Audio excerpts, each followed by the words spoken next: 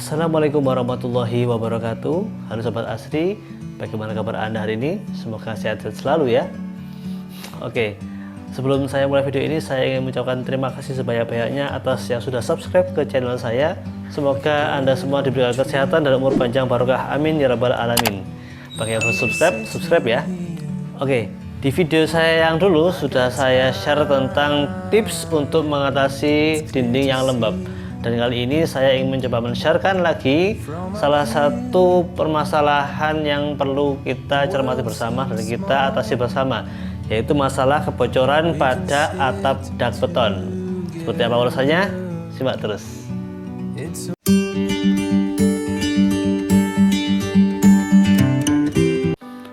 Pada musim penghujan pada saat ini, permasalahan yang kerap dihadapi oleh masyarakat kita adalah kebocoran.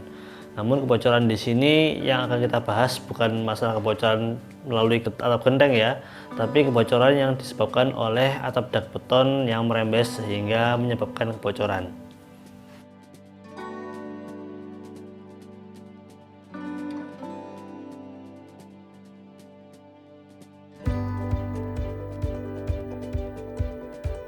Sebelum kita membahas tentang bagaimana mengatasi kebocoran pada atap dak beton, perlu kita tahu terlebih dahulu penyebab-penyebab dari bocornya atap dak beton.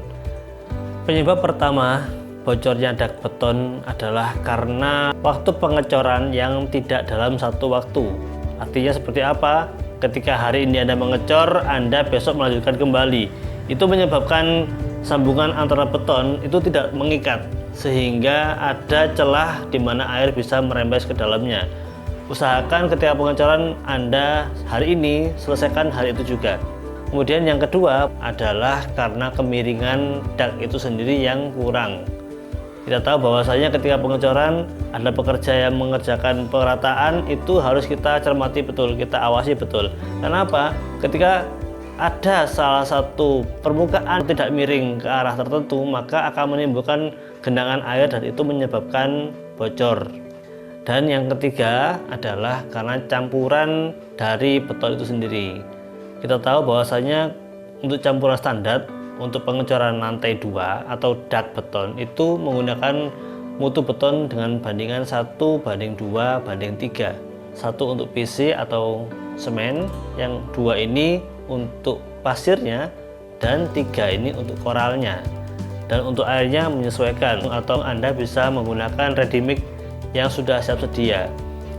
Dan syaratnya Anda harus pesan terlebih dahulu dan menyampaikan, ini saya akan mengecor lantai 2 dan saya membutuhkan mutu beton K200 atau K225 atau bisa K275. Itu adalah standar untuk pengecoran dak beton lantai 2. Hal yang keempat yang Anda harus tahu, harus ada perawatan atau curing, bahasa lapangannya, yaitu membasahi permukaan beton yang setelah dicor. Gunanya apa? Untuk merekatkan kembali unsur beton yang ada di dalamnya. Curing atau pembasahan ini bisa dilakukan selama 7 hari. Penyebab yang kelima di sini adalah dari ketebalan cor dak yang Anda gunakan. Usahakan ketebalannya adalah minimal 12 cm atau 15 cm, tergantung pada jenis penggunaan dan fungsi di atasnya. Untuk 8 cm atau 10 cm itu biasanya untuk cantilever yang ada di atas kusen. Biasanya kalau untuk pengerjaan di lapangan itu kita gunakan besi yang dibelokkan, sehingga pas belokannya itu ada ukurannya 12-15 cm. Nah, ukuran inilah yang akan kita buat patokan ketika pengecoran yang akan dipegang oleh pekerja, sehingga ketika pekerja meratakan beton, dia bisa sembari mengukur kedalaman dari beton itu sendiri, apakah sudah sesuai dengan yang diinginkan atau tidak, seperti itu. Hal yang keenam, dari pembebanan yang ada di atasnya.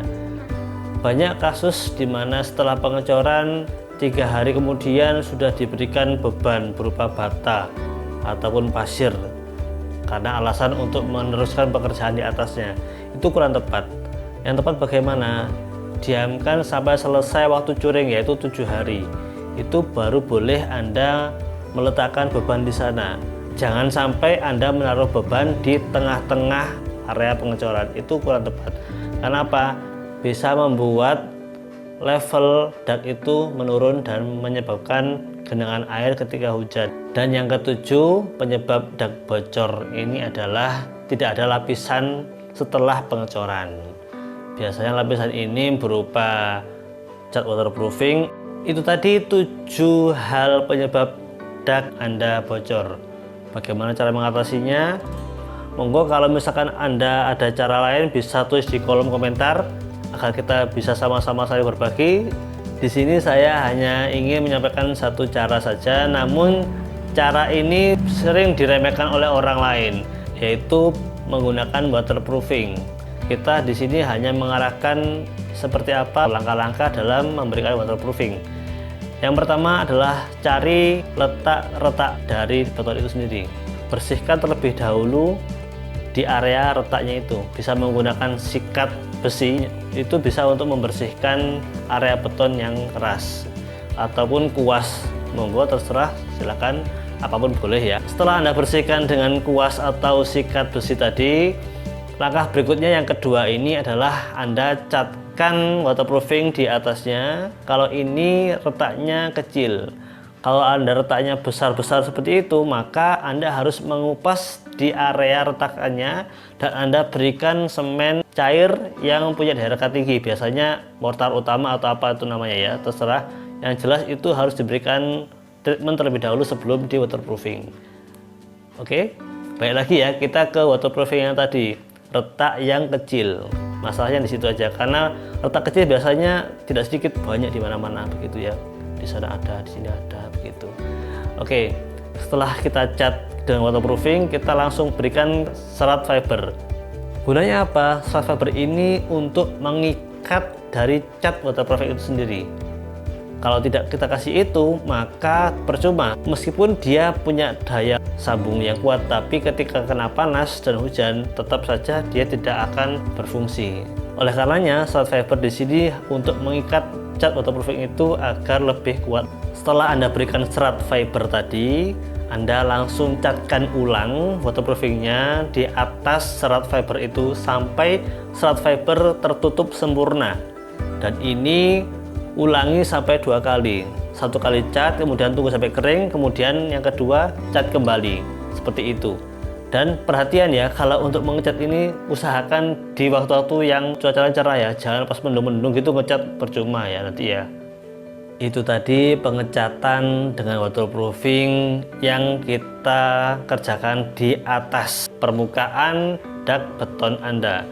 Kemudian apakah berhenti sampai situ? Tidak ya. Kita lanjut ke perawatan dak beton yang kedua, yaitu di area bawah dak ini ya, langit-langit. Ketika Anda tidak menggunakan plafon atau istilahnya Anda hanya menggunakan dak expose begitu ya, itu Anda perlu perhatikan. Karena apa?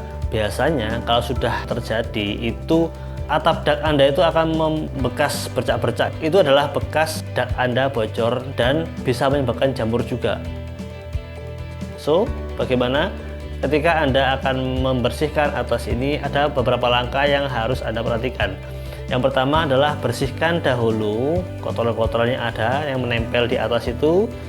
Setelah itu, ketika Anda mengetahui di situ ada jamur, maka gunakan cairan anti jamur atau fungicidal wash. Oleskan begitu, tunggu sampai kering. Nah, setelah itu baru Anda cat dengan alkali sealer atau cat dasar. Tunggu sampai alkali sealer ini mengering kurang lebih 1 atau 2 jam begitu.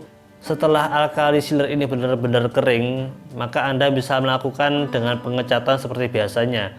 Namun saran kami, gunakan cat dengan pelapis anti bocor. Itulah beberapa langkah-langkah yang harus Anda tahu berkaitan dengan mengapa dak Anda bisa bocor dan beberapa penggunaan cat waterproofing yang benar. Terima kasih sudah menonton video ini, semoga bermanfaat. Jangan lupa like video ini, share ke teman-teman Anda, ke grup sosmed Anda, dan jangan lupa subscribe dan bunyikan loncengnya agar Anda bisa mengetahui video update dari kami. Terima kasih, salam sehat, salam sukses, dan wassalamualaikum warahmatullahi wabarakatuh.